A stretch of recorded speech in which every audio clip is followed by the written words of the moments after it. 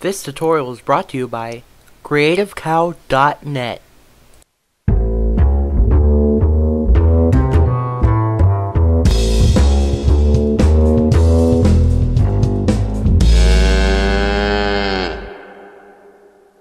Hey, this is Aaron Rabinowitz for CreativeCow.net. There have been a lot of posts related to audio lately, so I'd like to take a few moments to talk about working with audio in After Effects. In fact, maybe I'll just do this entire podcast with no visuals at all. Yeah. Okay, I'm just kidding. Alright. First of all, let me get this out of the way. If your audio sounds great in After Effects, but sounds distorted or clipped when you output, it's probably because you used an MP3 file. Do not, I repeat, do not use an MP3 file in After Effects. They don't work. They seem like they work, but they don't. So, the next time you're going to put an MP3 file into After Effects, listen to that little voice in your head shouting, "Danger, Will Robinson! Danger!" And then go rebuild your audio as a WAV file or some other uncompressed format. Now, one thing people ask about is audio previews. A lot of people don't realize that they can play back their audio without RAM previewing. To listen to your audio, hit the period key on the number pad and the audio will play back from the time marker's position in the timeline. Hit the period button again to stop the looping preview.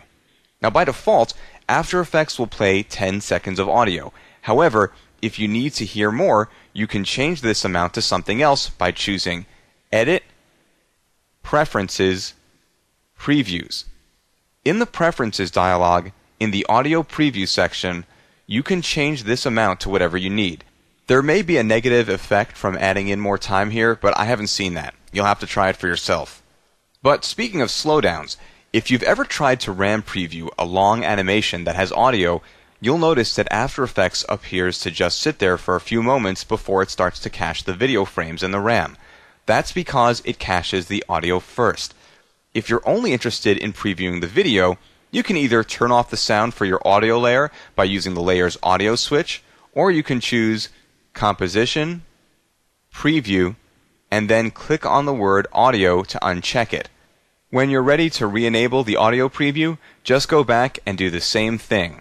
Composition, Preview, Audio.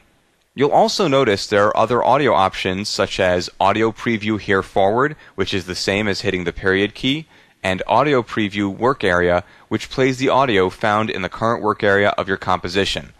Now, if you want to preview your audio frame by frame, such as you might have to do if you were lip syncing, you can drag the time slider down while holding down the Control key on Windows or Command key on a Macintosh, and your audio will play back frame by frame as you scrub. One really cool and useful thing that you can do with audio is mark off a selected layer in real time as the audio plays back. So, select the layer that you want to mark, and it can be more than one, and then hit the period button on the number pad, which will get your audio playing. Then while it's playing back, hit the asterisk button on your number pad and it will add markers to the layer.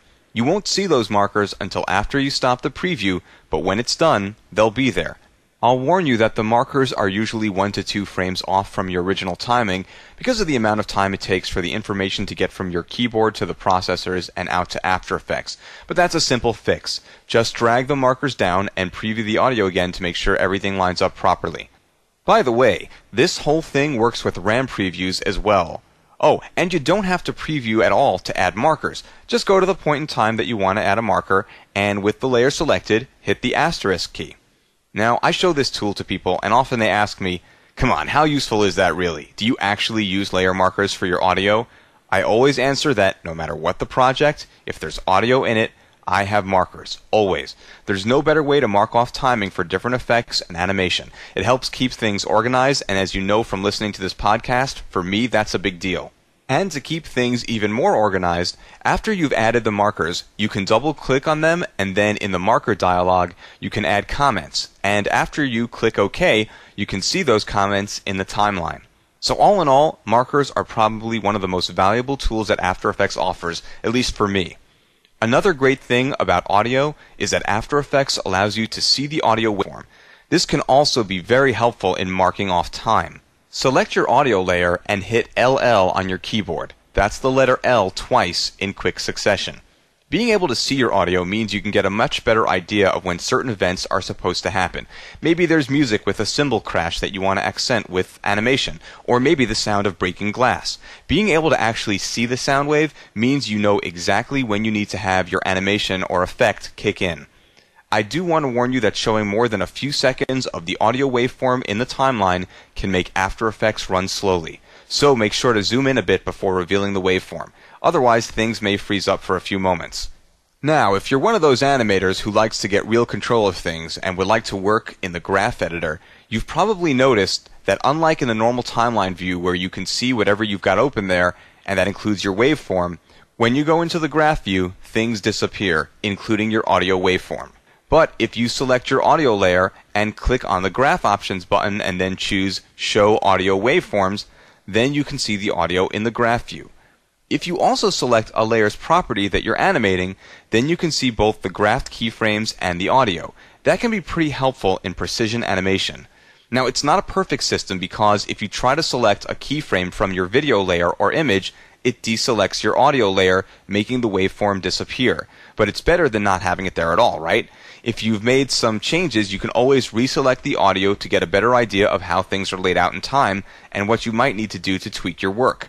That said, if your audio and video are on the same layer, so like, a video clip that has audio, then this isn't going to be a problem because if you select any keyframe property on your layer, then the layer remains selected, which means its audio waveform remains visible.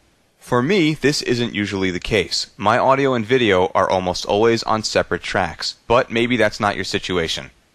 Finally, one last thing that I'd like to mention is the ability to convert audio to keyframes. You can select your audio layer and choose Animation, Keyframe Assistant, Convert Audio to Keyframes. This creates a null object that contains expression controls with animation keyframes and which you can use to link to other layers and their animation properties. I've covered expression controls in my 3-part expression control tutorial, and I've covered working with audio keyframes in my 2-part tutorial on creating a custom waveform, so check them out for more information. As always, I hope this helps in the work that you do. Once again, this is Aaron Rabinowitz for CreativeCow.net.